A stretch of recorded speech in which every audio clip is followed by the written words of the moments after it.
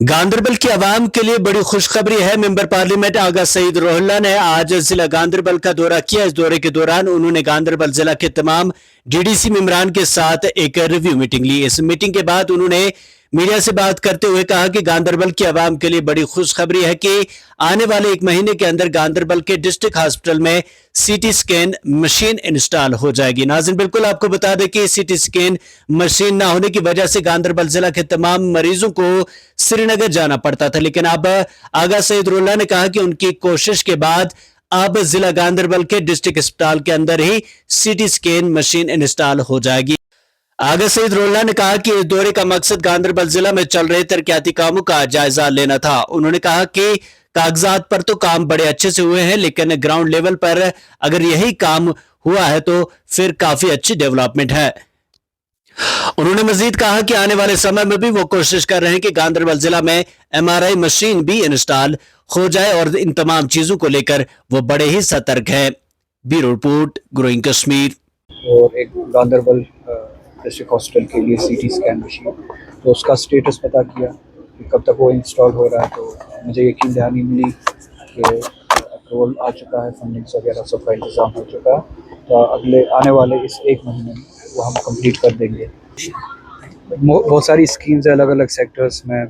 जल शक्ति मिशन है, आपका यहाँ पे पीने के पानी के हवाले से जितने भी टारगेट्स इनको मिले थे, पेपर पे तो ठीक है, टारगेट की अचीवमेंट इन्होंने बताई है कि ऑलमोस्ट मोर देन 80% है, 90% है।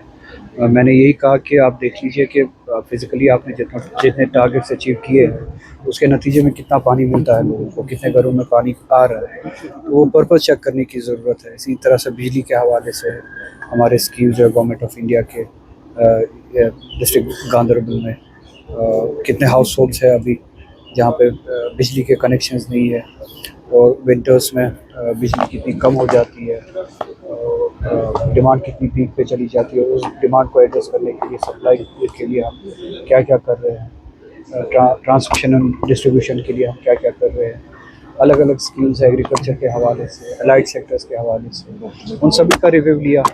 और सैनिटेशन के हवाले से क्या क्या काम हो रहा है उसका रिव्यू लिया। टारगेट्स ठीक है, मगर पर्पज़ कितना अचीव हो रहा है वो बात की यहाँ पे।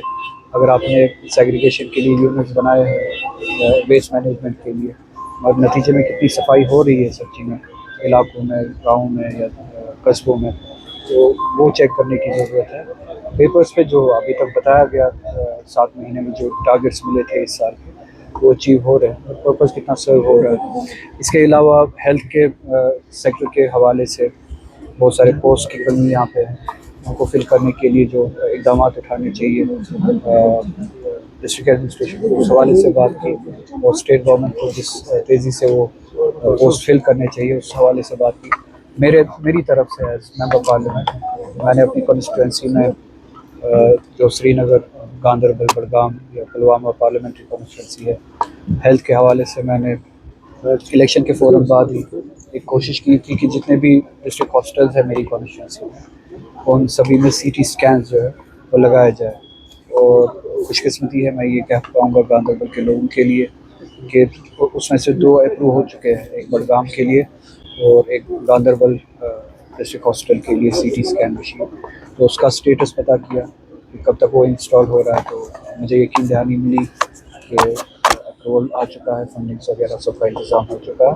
तो अगले आने वाले इस एक महीने में वो हम कंप्लीट कर देंगे। और उम्मीद है कि जो कोशिश की थी मैंने, उस सीटी स्कैन मशीन जो है गांदरबल के लोगों को मिलेगी। इसी तरह से एमआरआई की भी कोशिश करूँगा। जब मैंने गवर्नमेंट ऑफ इंडिया से सीटी स्कैन के बारे में पूछा था हर एक डिस्ट्रिक्ट हॉस्पिटल के लिए, तब उन्होंने कहा था कि ये कहा गया था कि साउथ साइड पुलवामा में ये फैसिलिटी है। तो मैंने ये कहा फिर कि आप एमआरआई मशीन्स दे दीजिए। इसी तरह से वो कोशिश में गांदरबल के लिए भी करूँगा। तो इन सभी स्कीम्स या ये जो काम है हमारे, इनका रिव्यू लेने आया था।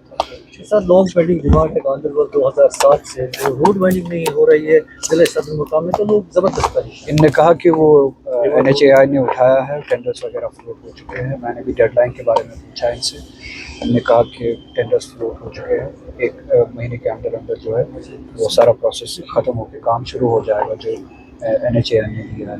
तो मैं भी उनसे मीटिंग करके उनसे मीटिंग कॉल करके NHAI से मीटिंग कॉल करके इस स्टेटस के बारे में भी पूछूंगा और इसमें तेज़ी लाए उस बारे में। सर ईरान इसराइल का कश्मीरी तलबा व तालिबात ईरान में इस वक्त उनकी लोकेशन के लिए किस तरह के इकदाम? मैं कांस्टेंट टच में हूँ गवर्नमेंट ऑफ इंडिया के साथ, फॉरेन अफेयर्स मिनिस्ट्री के साथ। अभी तक जितना भी उनसे जवाब मिला है वो यही है कि हम रजिस्ट्रेशन कर रहे हैं जितने स्टूडेंट्स ईरान के मुख्तलिफ शहरों में, उनको जमा करके हम जो है इवैक्यूएशन के लिए एक विंडो ढूंढ रहे हैं। अभी आपको पता है कि एयर स्पेस बंद है। मुझे यकीन दहानी दी गई है MEA की तरफ से, जो एयर स्पेस खुलती है तो हम उनको इवैक्यूएट करेंगे वहाँ से। और कल हमने कोशिश की थी कि कम से कम तेहरान से या ऐसे जो हॉट स्पॉट्स हैं जहाँ पर अटैक ज़्यादा हो रहे हैं वहाँ से इंटरनली कम से कम ईरान में सेफर प्लेसेस पे बच्चों को लिया जाए। तो कुछ बच्चों को कल कौम में लिया गया, मेरी भी बच्चों से बात हुई और वहाँ पे भी कौम में भी इंटरनली किसी मदद की ज़रूरत है, फैसिलिटेशन की ज़रूरत है बोर्डिंग के लिए, लॉजिंग के लिए। तो मैं वो वहाँ पे लोगों से बात करके वो हेल्प प्रोवाइड करने के लिए तैयार हूँ। तो उनके साथ कांस्टेंट टच में हूँ। बहुत सारे बच्चे जो कौम में लिए गए हैं, उम्मीद है, मैंने ये भी कहा कि अगर ये स्पेस नहीं खुलती है गवर्नमेंट ऑफ इंडिया को ये भी लिखा है कि कम से कम या आर्मेनिया के ज़रिए या टर्की के ज़रिए या अज़रबैजान के ज़रिए आप बाय रोड इवैक्यूएट कर सकते हैं। तो यही कहा गया, अभी तक यकीन दहानी की गई। गवर्नमेंट कितना सीरियस है इस बारे में वो तभी पता चलेगा जब वो इवैक्यूएट करेंगे। दावा तो बहुत ज़्यादा करते हैं कुछ वगैरह, हम जंग रुकवा देते हैं। इस वक्त हमारे न सिर्फ कश्मीर के मुल्क के बहुत सारे रियासतों से हमारे पिलग्रिम्स है, स्टूडेंट्स है जो ईरान में इस वक्त फंसे हुए हैं। और सीरियसनेस जो है गवर्नमेंट ऑफ इंडिया को उतनी ज़्यादा दिखनी रही है। और इंटरनली हम जितना भी, चूँकि कश्मीर के बहुत सारे लोग हैं वहाँ पे रहने वाले, कौम में जो वहाँ पे रहते हैं तालीम के सिलसिले में, उनसे बात करके इंटरनली जितना भी हम रिलीफ का इंतज़ाम कर सकते हैं इसको, या उनकी सेफ्टी के लिए इंतज़ाम कर सकते हैं, इसको कर रहे हैं।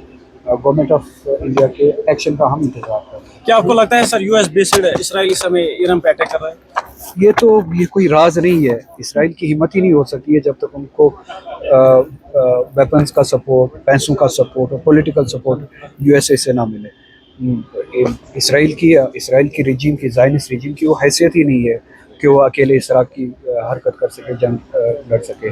ईरान जो है वो इसराइल से नहीं लड़ रहा है, सभी ताकतों से, बल्कि वेस्ट की पूरी ताकतों से इस वक्त अकेला लड़ रहा है। और इसराइल के पीछे पूरी वेस्टर्न ताकत है, US से लेके यूरोप के बहुत सारे ममालिक फाइनेंशियल सपोर्ट भी, वेपनरी सपोर्ट भी दे रहे हैं। ईरान अकेले लड़ रहा है और आपको पता है। और उम्मीद है कि ये जो दहशतगर्दी है ज़ायनिस्ट रिजीम की, ये अल्लाह ताला करे ये दहशतगर्दी ख़त्म हो जाए, ख़ित्ते में अमन आ जाए और इस तरह की जो